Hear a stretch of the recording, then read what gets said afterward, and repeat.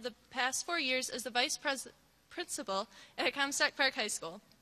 Luckily, we haven't made too much work for him, although some of us definitely know him better than others. I think he likes our class, and we clearly like him too, since almost every person in our class nominated him to be our speaker. No matter how many detentions he gives us, boots our cars, tells us to stop dancing inappropriately, I think we'll always remember him for how much he really cares about us and how funny he is. Please join me in giving a warm welcome to Mr. Steve Scharphorn.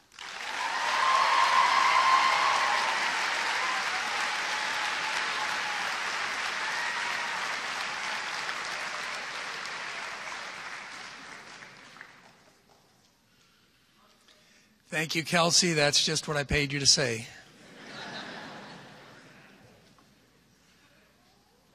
Hi, my name is Amy Johns. Oh, I'm sorry, I've got the wrong speech.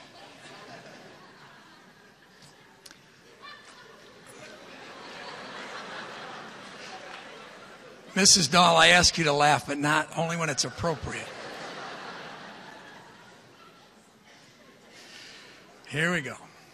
Esteemed colleagues, graduates, parents, grandparents, and honored guests, I'm very happy to be here with you this evening. Let's face it, at my age, I'm happy to be anywhere. Seniors, this has been a great day. And as I look around, I see your smiling faces. It reminds me of what my father said to me the day that I left home. And don't come back. Tonight when you leave, a part of me will go with you. But if you return it, there'll be a small cash reward and no questions asked. Seriously, this has been a great class. Their leadership has been outstanding and their commitment has been great. I'm very reluctant to talk to this fine group this evening because when this ceremony is over, you will be leaving Comstock Park as students forever. This group has acted with class throughout their 4 years here. They have served as excellent role models and leaders for the underclassmen and have helped set a tone in the building for years to come. Your behavior has been outstanding, and I want you to know how important your leadership has been to our school. It has been an education for me to watch these fine students grow over the last 4 years. One of my jobs as assistant principal is to supervise the cafeteria during lunch. When you watch kids eat, you learn a lot. It's easy to tell what grade a student is just by the way they eat. Freshmen are easy to spot. They eat with both hands, and if you want to know what's for lunch today, you just look on their shirt. Oh, good, spaghetti. Sophomores are beginning to use a spork, that little spoon with little points on the end of it. By the time they're juniors, they're using forks and knives, and they're starting to understand what a napkin is for. But you can always spot a senior. They have red and white checkered tablecloths, Lenox china, goblets, placemats, and a candle on the table. Excuse me, sir, could I have some Grey Poupon? Or they just sneak out to lunch. Some of you seniors have been out to lunch all year. Tonight not only marks the end of your 13 years of education, but more importantly, it marks the beginning of a completely new phase in your life. Beginning today, life can take you anywhere that you want to go. Some of you will go on to further your education at various trade schools, colleges, and universities. Others of you will enter the workforce, while still others of you will sit in your parents' basement and play Call of Duty and Minecraft for the next 10 years. Today you stand at the great crossroads, and a diploma you have earned tonight unlocks new opportunities for you. As you pursue your dreams and strive for happiness in life, remember one thing. There is more to happiness than success in a job or making the big bucks. True happiness comes from family and service to others. Make a point to get involved in your community. Take time for family activities. You have been getting services and expertise from your family and the community for some 18 years now, and it is now your privilege and your obligation to return those gifts by volunteering in the community, serving on various school or community committees, boards of education, coaching Little League, or volunteering at hospitals or rest homes. These are the things that matter, and these are the things that will bring fulfillment and true happiness to your life. They say in today's society there are no heroes anymore. The pro athletes have become prima donnas, and the public figures are looked down on. To find real heroes, you need to look no farther than your own backyard. Think for a moment about the person that stayed up all night watching over you when you were sick. Think about the person that put a Band-Aid on your owie the day you took the training wheels off your bike. Think about the coach that taught you how to catch and bat in Little League. Think about the person that waits up for you until you get home safely on weekends. Think about the person that listened to all of your problems and gave you the right advice. Think about the person that drove you everywhere before you had a driver's license. Think about the teachers that helped you achieve this valuable education. They say on a momentous occasion like this, it is fitting to give advice to the graduates. So here's some advice that I was able to dig up. Never, never judge a man until you've walked a mile in his shoes.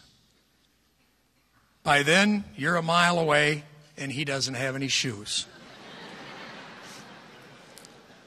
Be considerate of others. I once complained I didn't have a hat till I met someone without a head.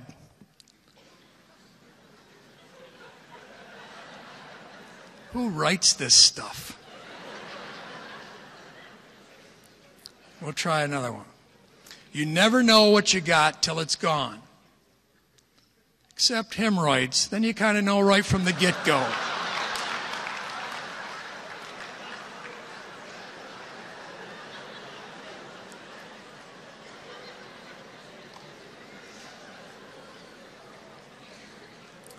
Always remember. That way, if somebody asks you later, you'll know it. Expect nothing. That way, you'll never be disappointed. You can't have everything. Where would you put it? The best advice I can give to you comes from Charles Swindoll concerning your attitude. He writes, "The longer I live, the more I realize the impact of attitude on my life. Attitude to me is more important than facts. It is more important than the past, than education, than money, than circumstances, than failure, than success, than what other people think or say or do. It is more important than appearance, giftedness, or skill. It will make or break a company, a church, a home. The remarkable thing is we have a choice every day regarding the attitude we will embrace for that day. We cannot change our past. We cannot change the fact that people will act in a certain way. We cannot change the inevitable. The only thing we can do is play on the one string that we have, and that is our attitude. I am convinced that 10%, or that life is 10% of what happens to me and 90% how I react to it. And so it is with you. We are in charge of our attitudes. One of the most important things I've learned in my life is that you must set goals and follow through on those goals. Of course, it is important to set goals for your career, but it's also important to set personal goals. Everyone deserves to have happiness and contentment in their life, but it doesn't just happen.